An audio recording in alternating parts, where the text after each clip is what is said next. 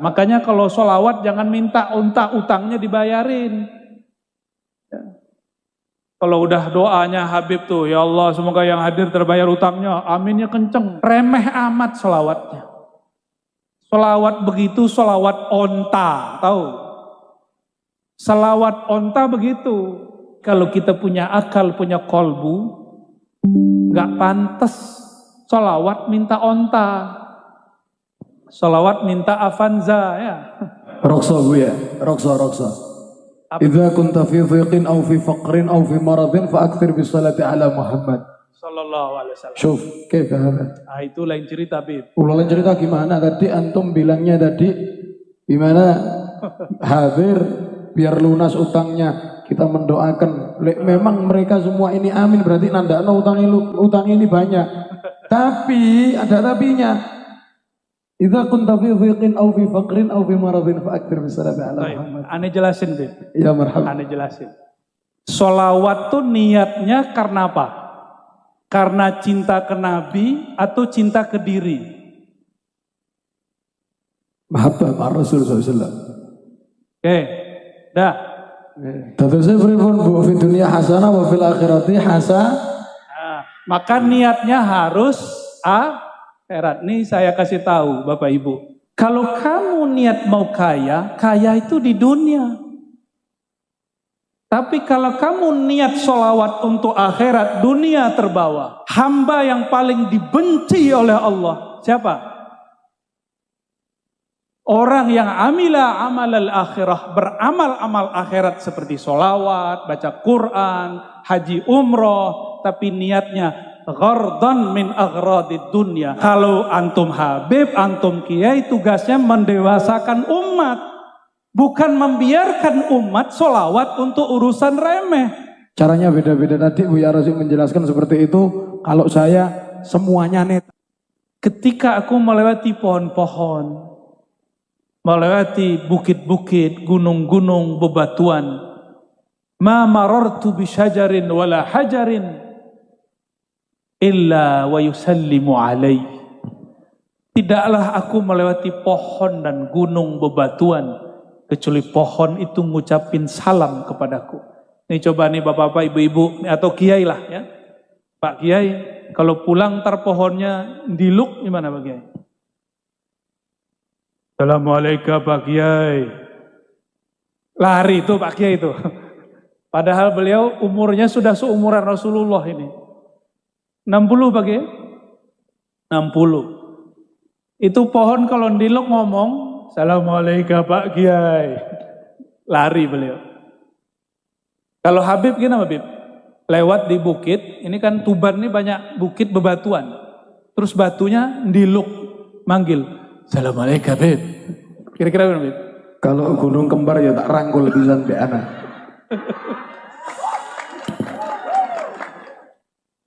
Ampun ketemu Habib Jawa ya. Ya, Habib Betawi lain, Habib Palembang lain.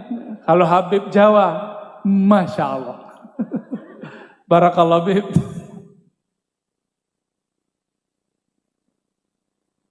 Nabi Muhammad melewati gunung, ini bukan gunung kembar Habib.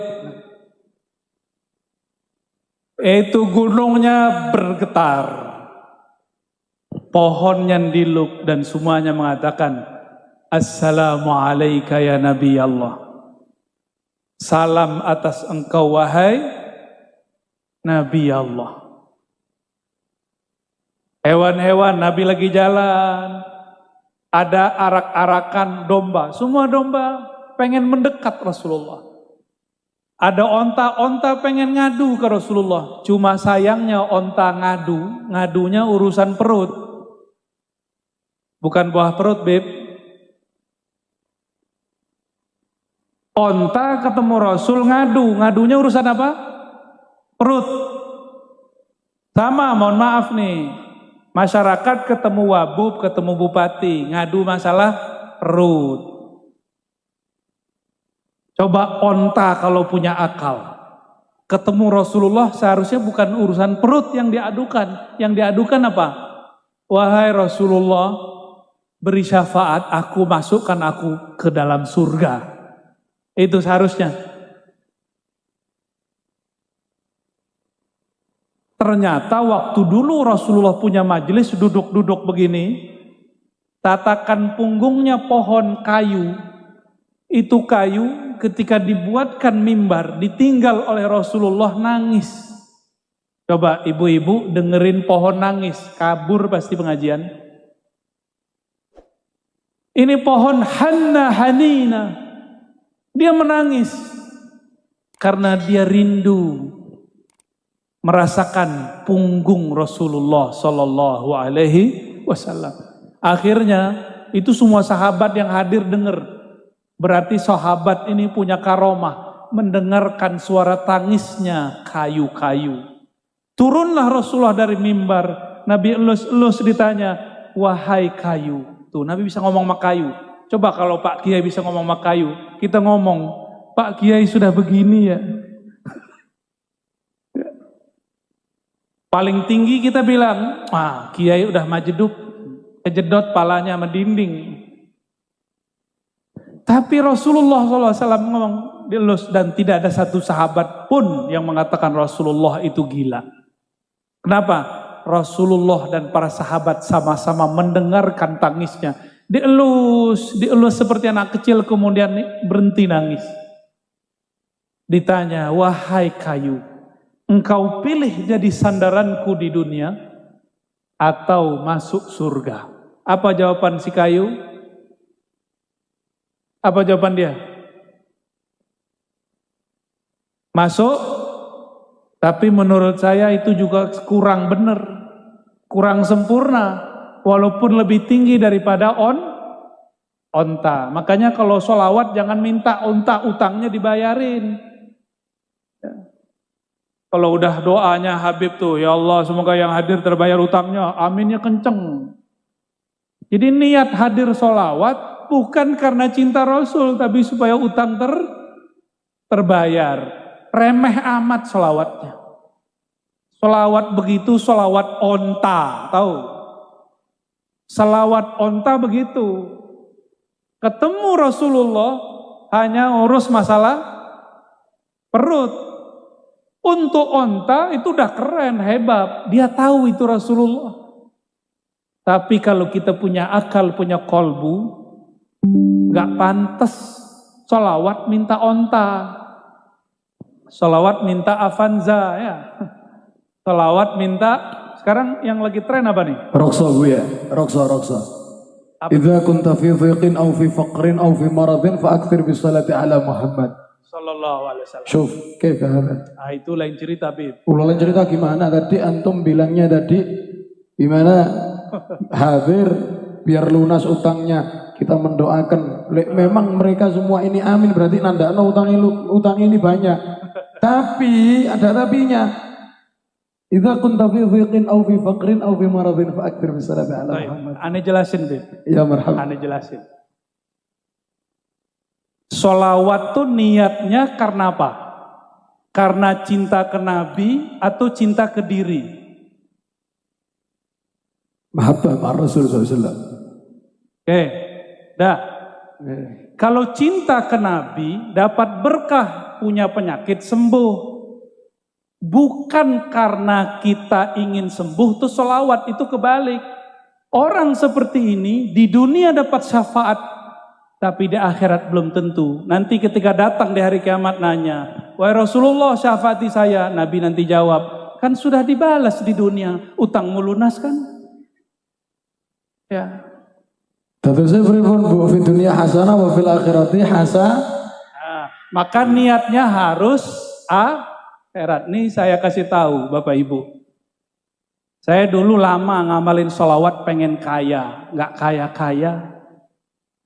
Saya punya sakit nggak sembuh-sembuh. Tahu-tahu ditegur sama guru saya, seorang sayyid, seorang mursyid juga. Apa kata beliau? Kamu sholawat niatnya apa? Mau kaya, Kiai? Norak. Loh kenapa? Kalau kamu niat mau kaya, kaya itu di dunia.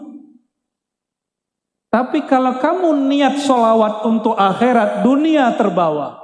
Maka semenjak saat itu, teringatlah saya kalam Imam Abul Hasan Syazili. Apa kata beliau? Abghadul ibad ilallah. Hamba yang paling dibenci oleh Allah. Siapa? Orang yang amila amal akhirah, beramal amal akhirat seperti sholawat, baca Quran, haji umroh, tapi niatnya ghardan min aghradid dunya, untuk urusan duniawi. Ini yang ngomong Imam Abul Hasan Syazili, beliau seorang syarif, zuriat Sayyidina Al-Hasan. Jadi tugas kita kalau antum Habib, antum Kiai, tugasnya mendewasakan umat. Bukan membiarkan umat sholawat untuk urusan remeh. Kita naikkan spiritual mereka yang tadinya sholawat hanya untuk urusan li izalati faqrin atau maradin, li qada'i hajatin. Sekarang kepada yang lebih tinggi. Apa yang lebih tinggi? Syafaat Nabi fid darain, syafaat Nabi di dunia plus akhirat. Jangan hanya urusan dunia. Tugas kami itu Bapak Ibu, ya. Maka saya minta ampun kepada Allah jika dulu pernah mengajarkan kalau kamu sakit sholawat itu belum selesai, masih koma, harus diteruskan. Coba lihat sholawat tibil kulub. Yang pertama kulub atau jasad. Allahumma sholli ala sayyidina Muhammad tibil kulub. Kulub dulu, baru nanti abdan, baru nanti absor. Karena kolbu urusannya akhirat, badan urusannya dunia. Akhirat dulu, ya. Nah, utang kita kepada Allah dan Rasul lebih besar. Nah, Bapak Ibu yang melakukan Allah, nah itu kalau mau naik pangkat. Tapi kalau mau kayak kemarin-kemarin nggak apa-apa. Sholawat biar bayar utang, itu ada ijazahnya boleh. Ini disebut sholatul awam, sholat orang awam. Tapi kalau sholawat al-muhibbin al-arifin, sholawat orang yang kenal Allah, kenal Rasulullah, nggak begitu. Ya, sholawatnya karena Allah layak karena Rasulullah layak disolawatin. Nih saya tanya ke Pak Bupati, Wakil Bupati. Ini contoh nih Pak Wakil, ini belum Rasul nih. Saya puji-puji lagi di majelis. Saya punya pesantren. Nih saya puji-puji ini, Wakil Bupati adil, amanah, bla bla bla bla. Dalam hati niat muji Pak Wakil Bupati supaya pesantren saya dibangun, dibantu. Berarti niatnya apa? Memuji Pak Wakil Bupati. Dunia. Benar, udah bagus. Bangun pesantren kan bagus. Bagus gak? Bagus. Tapi memuji Pak Wakil Bupati bukan karena dia terpuji. Karena saya ingin dapat sesuatu. Boleh gak? Boleh. Tapi Pak Wakil Bupati langsung tahu. Ah, ini Kiai mulai muji ada maksud nih. Ya. Maka itu Kiai nggak bisa jadi teman ngopinya Pak Wakil Bupati. Karena dia deketin saya ada proposal setelah muji. Boleh nggak? Boleh, tapi elok nggak? Ada orang muji Pak Wakil Bupati. Dari hati nggak ada maksud apa-apa. Nah, orang ini cocok jadi teman ngopi. Nyaman nggak Pak Wakil? Nyaman. Rasulullah sama orang yang niat apapun dikasih. Tapi Rasulullah memilih khawasus sahabah. Sahabat-sahabat yang khawas, yang mulia. Itu sahabat-sahabat yang berjuang karena Rasulullah. Bukan karena dirinya. Jadi ada sholawatnya itu sholawat nafsiyah namanya. Sholawat karena dirinya. Ada yang sholawatnya karena Nabi Muhammad, sholawat Muhammadiyah. Sholawat, semua sholawat kita yang kita niatkan karena Nabi layak disolawati, baru tuh sholawatnya benar. Oke? Ya, barangkali itu yang boleh saya sampaikan ya. Maka kajian malam ini saya simpulkan bahwa baginda Nabi Muhammad sallallahu alaihi wasallam beliaulah khairul maulud, sebaik-baik orang yang dilahirkan. Maka ibundanya juga adalah ibu yang paling mulia yang dilahirkan. Maka dimanapun beliau menginjakkan kaki, di sana semua benda, semua tempat mengucapkan salam. Namun kita harus beda dengan mereka karena kita punya kolbu, punya akal. Bersolawatlah karena beliau layak disolawati. Insya Allah jika sakit Allah sembuhkan. Tapi jika sakitnya tidak disembuhkan, kita tetap solawat. Karena solawat kita bukan karena tersembuh daripada penyakit. Kalau utangnya tidak terlunaskan, kita tetap solawat. Karena solawat kita bukan untuk urusan duniawi. Syukur-syukur jika berkah Allah lunaskan. Begitu barangkali. Wassallallahu ala sayyidina Muhammad. Assalamualaikum warahmatullahi wabarakatuh.